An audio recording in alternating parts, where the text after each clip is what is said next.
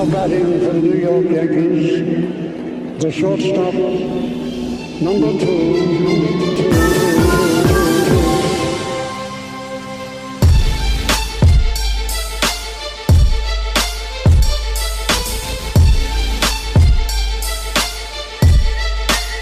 Welcome back. This is episode 86 of the NYY Sports Talk podcast, presented to you by NYYSportsTalk.com.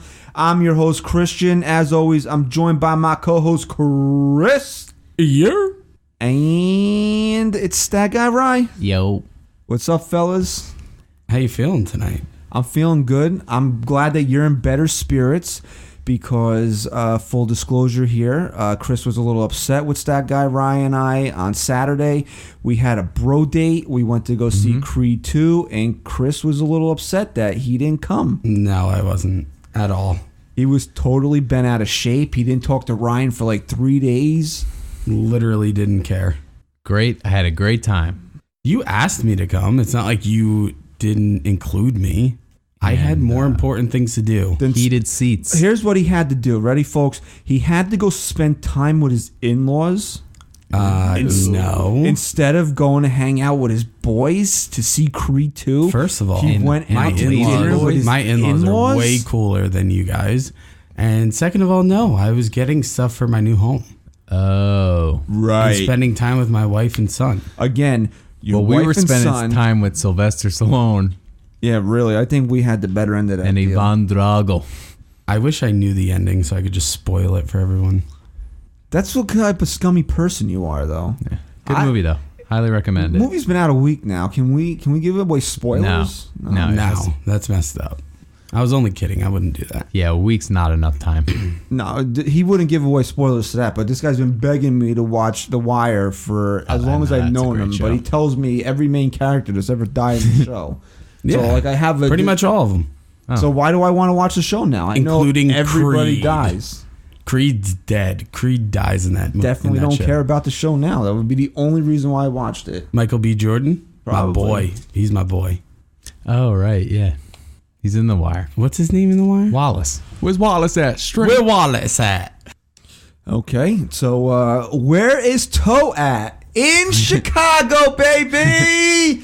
Ronald Torreyes was designated for assignment the other night, and we're recording Wednesday evening. Earlier today, the Yankees sent him to the Chicago Cubbies for the coveted player to be named later, or $10 in Wendy's coupons.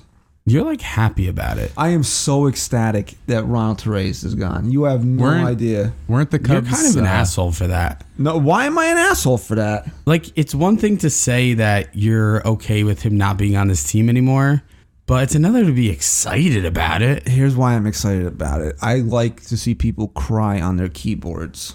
The overreaction that people have had to Ronald Torreyes getting designated for assignment, you would think that they sent Derek Jeter in the prime of his career to the Seattle Mariners for a bag of peanuts and some Starbucks. Okay?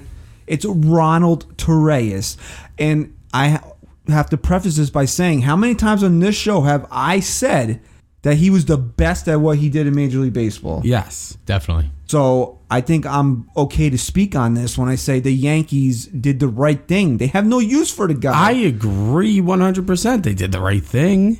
I'm not saying that. I'm saying you're just overexcited about it. No, I'm not overexcited about it. It's just that, you know, I've been arguing with people. I'm not going to miss him. What are you going to miss about him? Did you miss him last year? Yeah. Let me ask you this. Let me ask you this question: if he wasn't the size of a horse jockey and didn't carry around Steve Donahue's med kit and pretend it was a video camera, would you miss him as much as you do right now? Yes. Yeah. No, you're a liar. You're both lying to me. I like Ronald Torreyes. The dude became because he's the mascot of the Yankees. That's why you like him. No, He came through a lot. Yeah, I think he was great in 2017. I think there just wasn't room for him last year. Look, he filled in admirably. He did way more than you could have ever expected a guy in his position to do for the Yankees in 2017 when Didi and Starlin Castro were injured. The guy was phenomenal.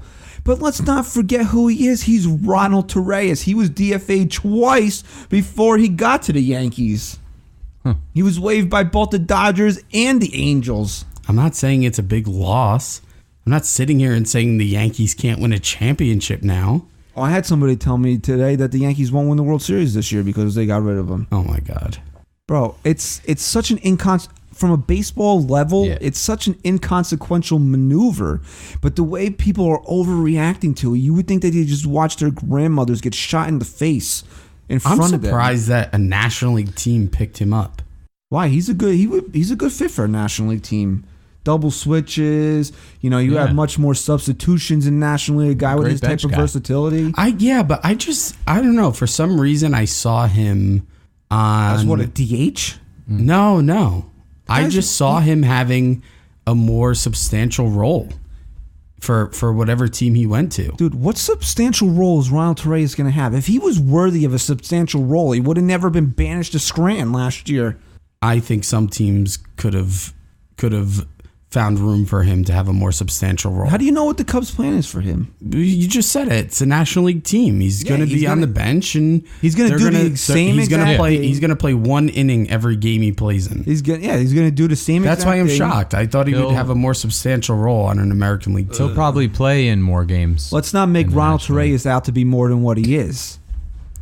I think that a team not as well equipped as the New York Yankees, who really doesn't have any World Series aspirations next year, could have used him in a more substantial role. Is he a starting player in Major League Baseball?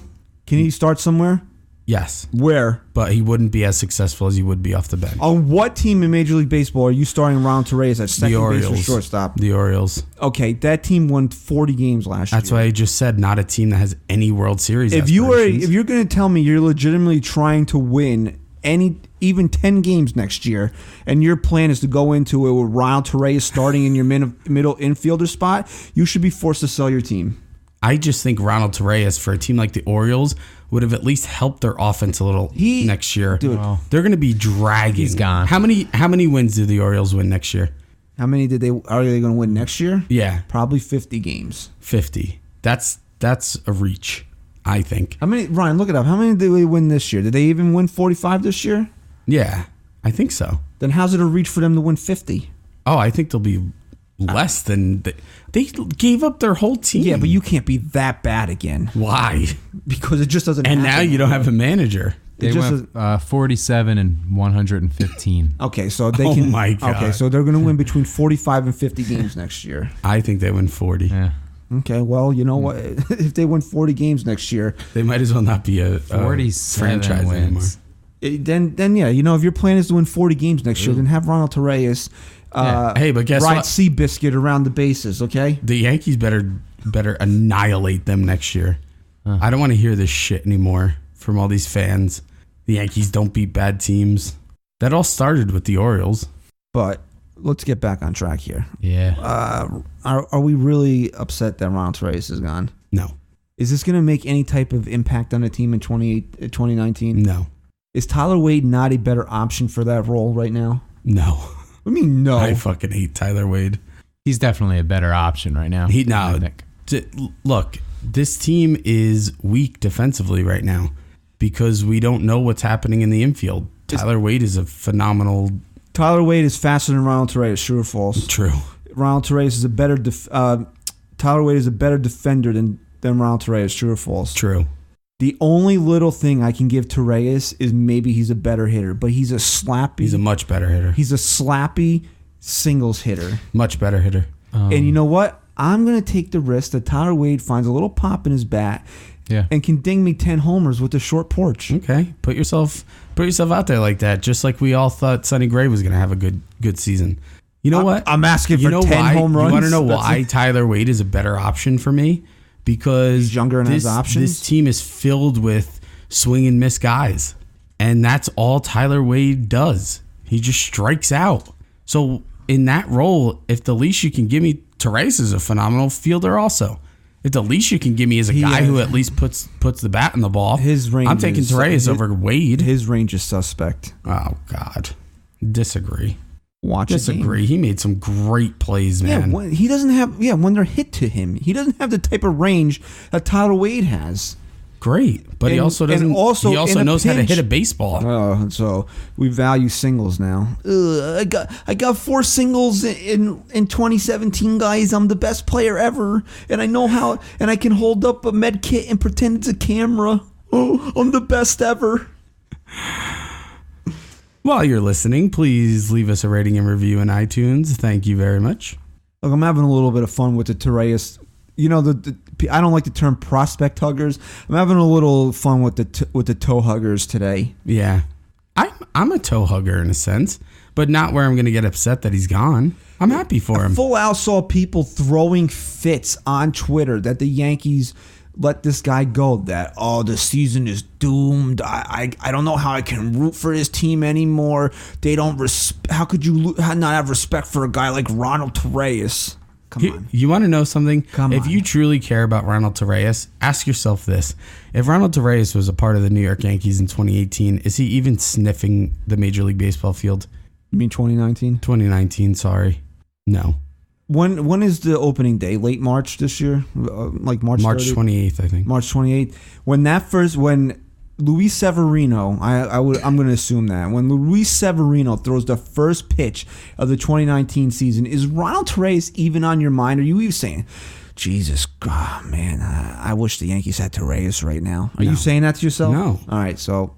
Nor the Yankees. So if you care about Ronald Torreyes, guess what? He just went somewhere where he's probably going to be in the Major League club all year. Maybe. I'd expect. Maybe. We'll wait and see. Best of luck to Toe in Chicago, though. Absolutely. He was fun to have around here. You know, he was a team mascot. He played great in 2017, but you know, you got to look at it from a baseball perspective. The guy had no role here, and Tyler Wade, whether you want to agree with it or not, is a better option for that role. Yeah, and they don't want him to rot away in AAA. You know who's rotting away right now? Robinson Cano. Yeah. No one wants him. The Seattle Mariners are trying their hardest to get Robinson Cano out of Seattle. The Emerald City. That's their nickname. I was trying to think of the nickname for Seattle. Yeah, apparently they want to try pairing him with the closer, Edwin, right? That's Edwin his first name? Diaz. Diaz? Edwin Diaz. And now the Mets are really, it seems to be the hottest team on him right now. And all these Mets fans are flipping out. The reason why the Mets might be willing to take on that contract is because of the closer. And Met fans are kind of looking past that. Hey, this is still Robinson Cano, by the way. I know it's a lot of money for a 36-year-old, but it's still Robinson Cano, and you guys don't have anyone right now. Bro, first of all, he's got 5 years at approximately $124 million. So it's what? What's 5 times 24? You do the math on that. 5 times 24? Yeah, I can't think right 2, now. 110? I don't know. 120. Yeah, so why do you make me do math? He's due 5 years and $120 million going into his, age 41 season? A guy that's got a PED violation. Well, everyone's concerned, too. He just got snagged on the PEDs. Is he going to come back half the player that he ever was? I don't know. Didn't he played relatively well after his suspension, so. Yeah, he looked all right. Yeah, he still had the juices flowing, though. I don't know about that. I don't know. Have you ever taken steroids? You know how they work? No. Okay, so, it's not like you take them in March and then all of a sudden, then again in August, it's like, steroids are kicking in. How do you know? Maybe I've taken steroids in the past. You look a little jacked up right now. I've been back in the gym. Did you just get back from the gym? No, not today. I've been doing other things today. I had to fill out an expense report today. That sounds shitty. Yeah, well, it was. Anyway, back to baseball here. The reason why we brought up Robbie Cano is that he's also been linked to the Yankees, that there was talk of a Ellsbury for Cano swap, and that would be an atrocious idea for the Yankees to do. On what merit? There? On what merit? Because if the contracts were equal, no brainer. It's a no-brainer. Did you forget that Cano is a lefty who can actually still play? What the hell is he going to do for the final 3 years of that contract? You're trying to get rid of Jacoby Ellsbury's deal. Well, the Yankees want Seattle to eat a lot of the money, too. That's where the hang-up is. So why are they taking Ellsbury then? It's exactly why they're not. Exactly. Well, because Cano is a much better baseball player than Jacoby Ellsbury, so that's why they would have to take on extra money. Yeah, I understand that. But also from the Yankees' perspective, you might get 2 good years out of Robbie Cano, and he would make a lot of sense on this team in 2019. But what are you going to do with him, Bond? No, I don't think you're understanding. The Yankees want the Mariners to pick up money. So if Cano's a better baseball player, why the hell would the Mariners?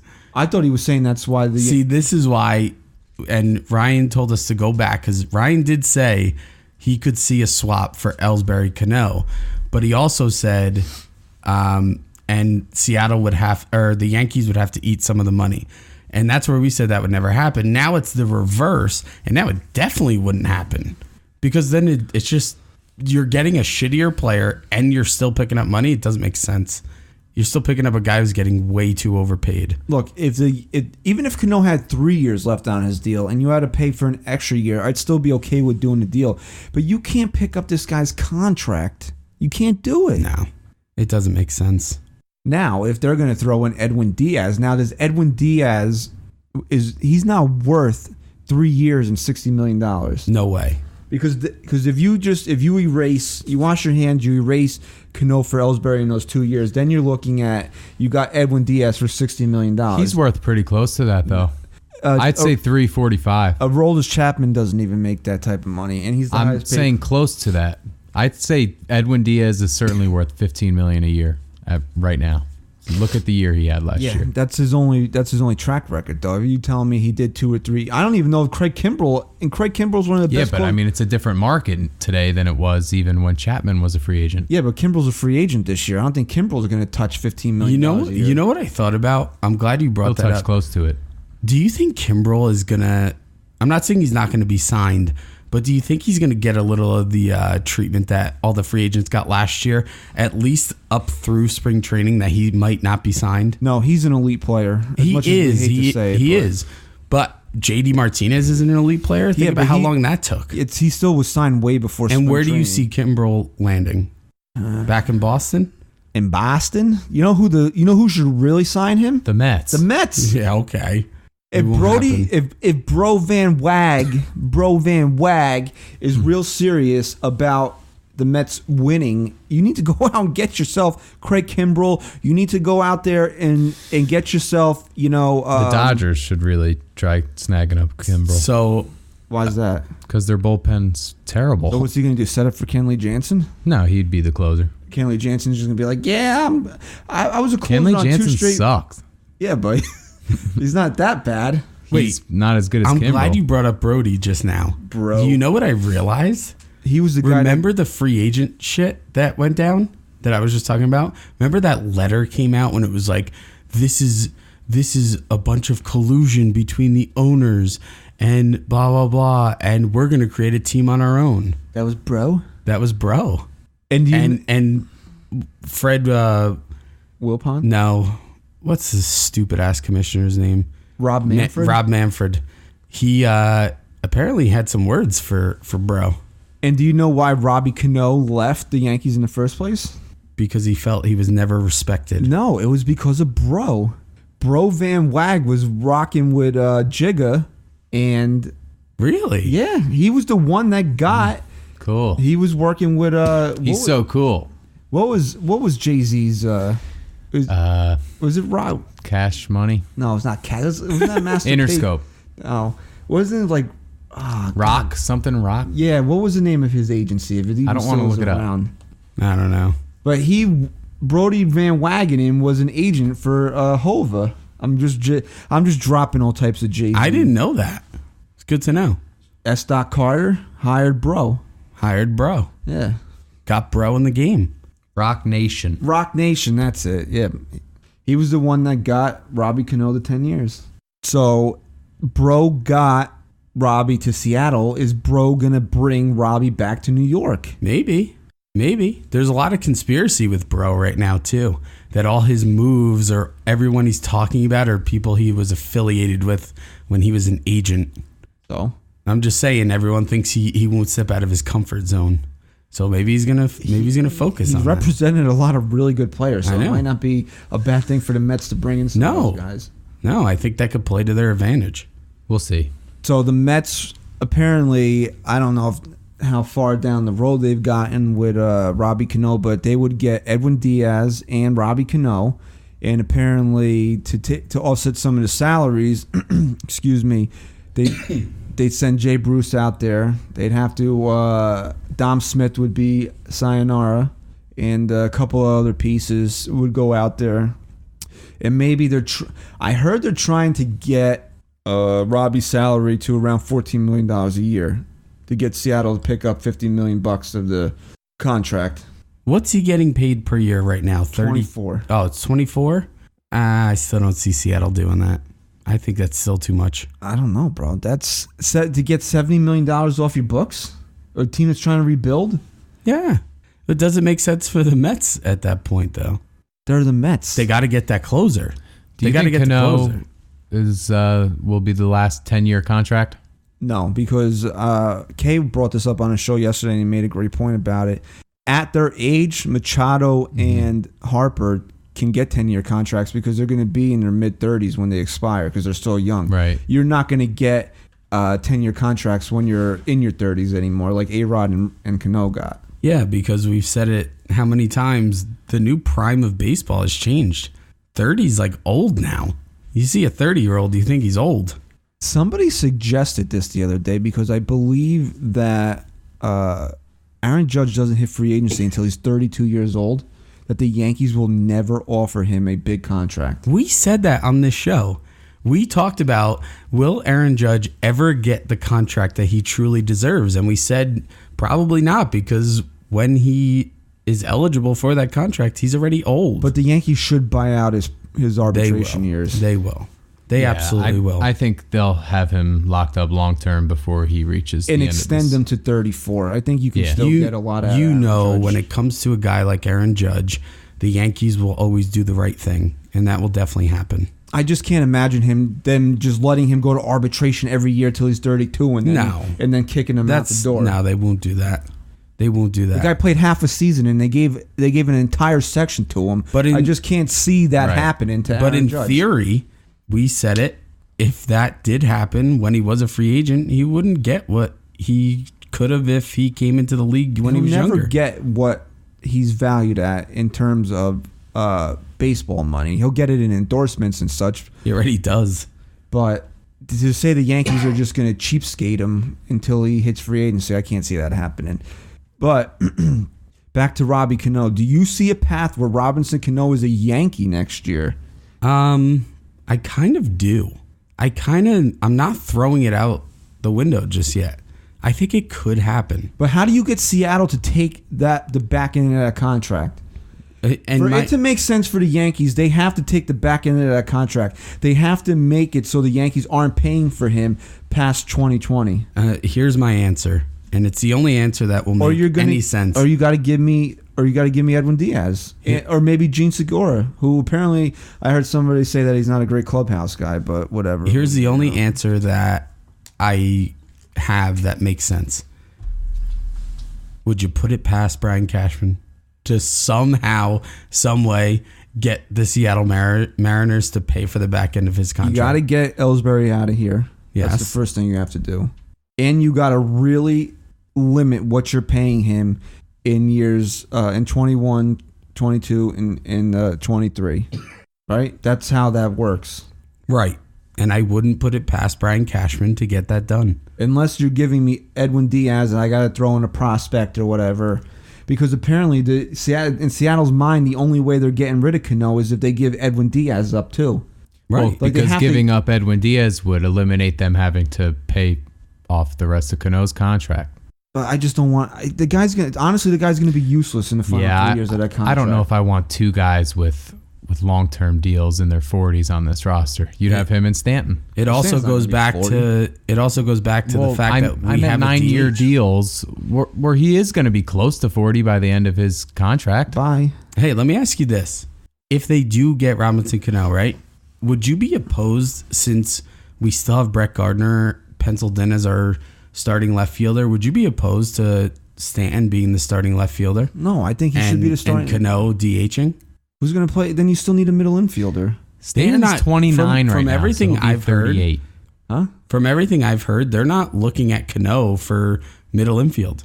They're looking at him for first base. Well, why am I getting him if he's not here to play second base? I agree with that, but they think he lost a big step at second base. Right. Okay. Well, anyway, I don't know. I can't see. Honestly, if I had to put a percentage on it, I put it at 20% that he's a Met, and I put it at 5% he's a Yankee. I think that's fair. Maybe 15% he's a Met. I don't know. I think Bro might be more inclined to swing this type of deal than Cash. And is that going to be the only move they make? Are you kidding me? This is a big deal for the Mets. Don't make deals like this. Bro, the whole point of being the Mets GM right now is making the fans happy and feel like you're putting a winning team on the field. I haven't heard one Met fan that would be happy about Robinson Cano and that contract at his age. You know what? Sorry, Met fans. You're just going to have to live with it. I don't know. I'd be pretty happy with Cano as long as I'm getting Diaz along with him. Yeah, I mean, if I'm a Met fan, that's that would the key there. Let me ask one question before we get into our next spot here. Do you think Sonny Gray is going to be a Yankee next year? No. You still think because Cashman is a lot. There's no way he's pitching. I'm surprised it hasn't happened yet. You know what? It doesn't have to happen for another 10 days. It'll happen during the winter meetings. Apparently, Cashman's got like 5 or 6 teams that want him, and he's trying to play the market right now. All right. There's no rush to trade him. I feel you. Speaking of traded, Mark Feinsand actually he wrote about 5 trades that make sense, and one of them did include the Yankees. It was Ellsbury and Tommy Kahnle for Carlos Santana. Yeah, no, you make that deal. As a Yankee, yes, you make that deal. Yeah, but why would the Phillies? He went on to explain it. The salaries are similar, so you'd. In fact, Ellsbury makes a little bit more money, which is why you throw in Kahnle. But from the Philly perspective, they want to open up first base for Rhys Hoskins. They want him to play first, and then they have an opening in left field, where Ellsbury could play. And the Yankees need a first base. I would definitely take switch hitter. Here's my issue with bringing in a first baseman right now. Switch hitter. We have too many other holes to fill where, maybe Luke Voit doesn't pan out. I don't know. That shouldn't be something that's on my mind. You're getting rid of Jacoby Ellsbury. That's the point. Yeah. If you could get rid of Jacoby Ellsbury, just do it. And here's the last thing we're going to say about Ellsbury before we move on here. Every time you have a proposed trade for Ellsbury, fans are like, well, he has a no trade clause. Why would he waive it to go here? Why would he waive it to go there? To play? If you're Jacoby Ellsbury, why do you want to stay in a situation where you know you're not wanted? And if you're a man with any type of intestinal fortitude, don't you want to prove that you're not a washed up hack? That you're not just, I can't think of the word right now, just trying to milk it and be, quote, injured all the time? Don't you want to prove that you still can play baseball at a high level? That's why I was shocked that he was so adamant about being a New York Yankee last year and not wanting to go anywhere. But maybe his tunes changed a little bit. Well, you know what? I think maybe last year we didn't know that Hicks would be as good as he was, so he thought maybe he could snag Hicks' spot, but that's fair. If he's still thinking that, he's out of his fucking mind. But honestly, at this point, don't you think that if you're Ellsbury and you have a team that wants you and is going to play you, that you, regardless of where it is, that you go there? Absolutely. And prove something and want to prove something. Go in with a clean slate. Still getting your money. Yeah. Unless you just want to be on a permanent vacation for the next 2 years. Absolutely. All right. Speaking of vacations, you know who's taking one in New York tomorrow? That would be one Patrick Corbin. Yes, Patrick Corbin is going to be visiting with the New York Yankees tomorrow. I believe it was yesterday that he visited the Phillies. The Phillies put on this whole production for him. They showed his picture photoshopped in a Phillies uniform at Citizens Bank Ballpark. So now tomorrow it's his turn to meet with the Bronx Bombers brass. Does he leave New York a New York Yankee? One of my predictions was that he would be a New York Yankee before December 14th. So yes, I say yes because I gotta run with that. Is there any chance that the Phillies go above and beyond and sign this guy? I hope so. Well, you gotta expound upon that. You can't say you hope that another team signs a guy like Patrick Corbin. I don't know. Let him explain himself. I think a lot of people are over. They're giving this guy a little bit too much credit. He is not really anything special. If you look at his velocity dip from 2016 to 2018, it's really concerning, dude. He was throwing 98 the entire year in 2016. Didn't touch it in 2017. 2018, his velocity dipped to like 92 by September, I guess, because Arizona didn't play in October. But by September, his velocity was down to 92, 93. Is that the kind of guy you want to lock down for 6 years? He's also a young kid who is being managed and coached. That would bother me even more. And they said to him, listen, man, we need you all year. You can't burn yourself out after half the season. Try and hone it in a little. He's not that young, bro. He's 29 years old. He's getting to that point in his... Right, let me ask you this. He's getting to that point in his career. We said, 30 is like the new 35 now for baseball players. Right, let me ask you this. Okay. You were very big on saying the Yankees would get Corbin, but I don't remember. You said it before I heard anyone else say it, but I don't remember if you were actually like excited about it. No, I was. Or you were just saying it. that they were definitely going to get him. Well, yeah, it's been rumored since 2 years now. When you're looking forward to when a good free agent class is, Corbin was always the big name pitcher for this free agent class, right? For the last 2 years, you'd say.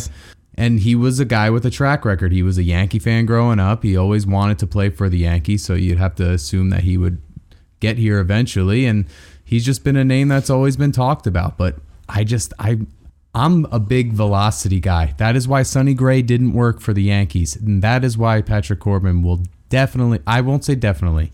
Why does Chris Sale work? Because Chris Sale throws 98 miles per hour. No, he doesn't. He throws 94. No, he doesn't. Dude, he does not throw 94. He threw 94 this year because he was hurt. He doesn't regularly throw 94 miles. And Corbin's clocking at 92. Look at his fan graphs. Ryan, in fairness to what you said about Sonny Gray, his velocity is not the reason why he didn't succeed here. And he throws 95.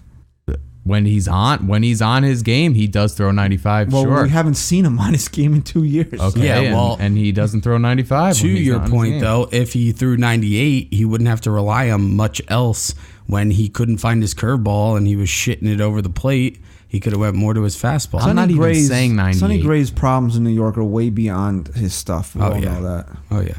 I'm saying 96, 95. There is a big difference from what all the hitters say in Major League Baseball from 95 to 96 and up. There's a big difference. Well, everybody loves Patrick Corbin's ground ball rate, which would play great at Yankee Stadium because, you don't really want a fly ball pitcher pitching in the Bronx. Like Sonny Gray. I mean, by September last year, Corbin was throwing 92 miles per hour. Is he hiding an injury? Because then that's something that I got to worry about now. 92 to 93. Yeah, that is concerning. That's a fair point. Didn't he pitch a career high in innings last year?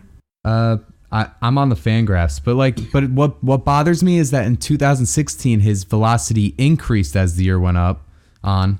2017 it dipped as the year went on, and then 2018 it really dipped as the year went on. Yeah, that's a fair point. Patrick Corbin threw a career high. No, he didn't actually. It was his highest total since 2013 in innings last season. So I don't know. Maybe he felt a little bit of fatigue down the stretch. You don't know. But I mean, isn't that the games? Aren't those the games that matter? Yeah, the ones that are down the stretch. Okay. Is this really a guy? I'm just giving my points. I know. Here. I agree with you. Is this really a guy that he's gonna get 5-6 years? Whether it's from the Phillies, Yankees, somewhere. If you can find me someone out there that's better that the Yankees can realistically get, I'm on board. I'm not that high on Patrick Corbin.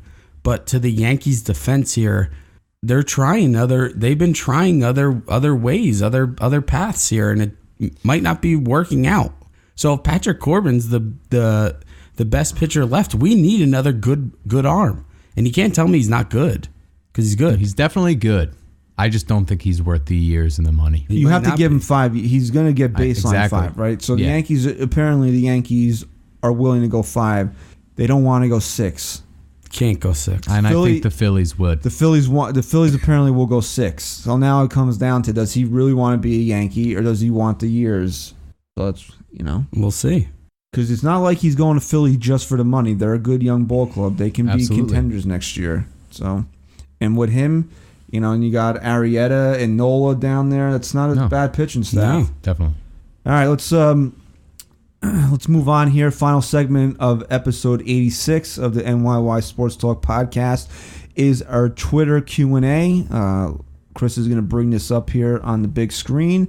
I'll read the questions and then we'll just respond to them. So our buddy Liam here, he wants to know our thoughts on Corbin. We just gave our thoughts on Corbin. We did. Sorry, Liam. Let's move along here. Who's the next one? I think that's me. All right, come on. We don't have time for this nonsense. All right, Patrick wants to know, what are the top 3 positions we need filled right now? 1 starting pitcher and 2 relievers. There's 3. Really? I'd want a middle infielder. They need 2 relievers. They absolutely need 2 relievers. No, yeah, they do. Yeah, but is that the most important? 1 reliever, 1 starter, and a middle infielder. Yeah, Boom. yeah, Okay. yeah. And who do we realistically see filling them? Patrick Corbin. This is for me. Patrick Corbin, Ottavino. I think he could be a lock to be a Yankee if they ever get around to it. And I don't know, man. Who do you realistically see being a middle infield option for them? And don't say Manny Machado. Give me something else besides Manny Machado. I can't. Scooter. Yeah, what happened to that deal? All right, well, The Reds woke up. here Kenny Morales wants to know. He says, why not go after Scooter Gennett? Well, because wasn't he an All-Star last year? He's a career 300 He had a hitter. phenomenal year. What are you going to give up for him? I'm sure the Reds are going to want something for him. You're going to give up Sonny Gray and a top prospect. Is he worth a top prospect? Sonny Gray and Loizaga is worth Scooter Gennett? Well, you got to ask yourself this too. You're going to get this guy and give up a top prospect, Sonny Gray, whatever, and then what about when Didi comes back? I don't think it's worth it to trade for Scooter Gennett, to be honest with you, if you're going to have to attach a top prospect. No, you can't. You got to be and realistic. what if they don't even want Sonny Gray now? What if they just want prospects? Scooter's not It's realistic. almost like, you ever watch Shark Tank? No. And I do. Whenever they offer a deal and the 2 people are like, can we just step out real quick and think about it? And then whenever they come back in, the shark is always like, you know what? I thought about it too much. I'm out. That's kind of what the Reds might have done with Sonny Gray. We gave him way too long to think about it. They looked into his numbers a little bit longer, and now they're out. I just don't think that they want to give up Scooter Gennett for him. I think they would still take him in a deal. I just don't see how they're trading Scooter Gennett for him. Scooter Gennett is a career .310 hitter, by the way. And in the last couple of years, he's found his power stroke, and he's hit 27 and 23 home runs respectively, while driving in 97 and 92 runs also in the last 2 seasons. So, would you give up Sonny and Clint Frazier for Scooter? yes. Yes. Deal. All right. We got him. All right. I Am Legend. That was a shitty movie. I like that movie. Any chance the Yankees swing a trade for Syndergaard or Kluber? I don't see it happening. Negative. I don't see that happening at this point. Would we like it to happen? Of course. Will it happen? No. They'd have to give up way too much. I think the Mets are going to end up trading Syndergaard. I just still can't see it ever happening with the Yankees. And the Indians clearly were just like, yeah, he's on the block. Let's hear what you got. And then when we offered them a pretty decent deal, they were like, oh yeah, throw in Torres, please. And then you just know they're being unrealistic at that point. I don't know if they were being unrealistic. I was just seeing if they could get Gleyber Torres in the deal. Right, but you know you're not gonna. You don't so know why? that. Oh. So why dangle him? You never know until you ask. Right, but it was made a bigger thing than it actually was. All right, Jason Thorpe, thoughts on Daniel Murphy? My boy, Jason. I bodied Chris the last time he brought up Daniel Murphy on this podcast. Bodied him. Still love the move. He's still recovering from that beating I gave him. It was a dumb beating. I think you underestimate what Daniel Murphy can do for this team. The guy's a butcher at second base. Oh my God, he's not that bad. He's that bad. No, he's not. If you mean to tell me that he's gonna, I want his bat obviously, but I can't. You gonna trust this guy to play 100 games at second base? Yeah, I would. Ugh. All right. Here, I'll make this point again. If he was in a better defensive infield, I'd do it. I would take him as my weak link. But you have Andujar, who is atrocious at third base. You have Gleyber Torres, who, he still hasn't shown the ability to be a consistent defender.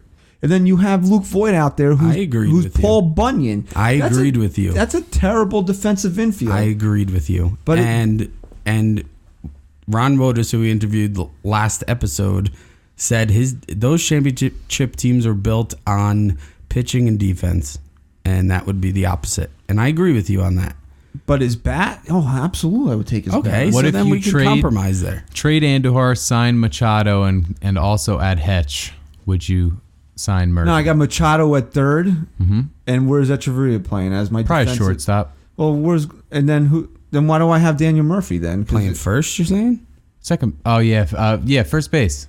Well, what? And then Hetch will back him up when he plays middle infield. You know what? If I had Machado at third, I would look at it a little bit differently. Yeah, I would look at it a little bit differently. There you go.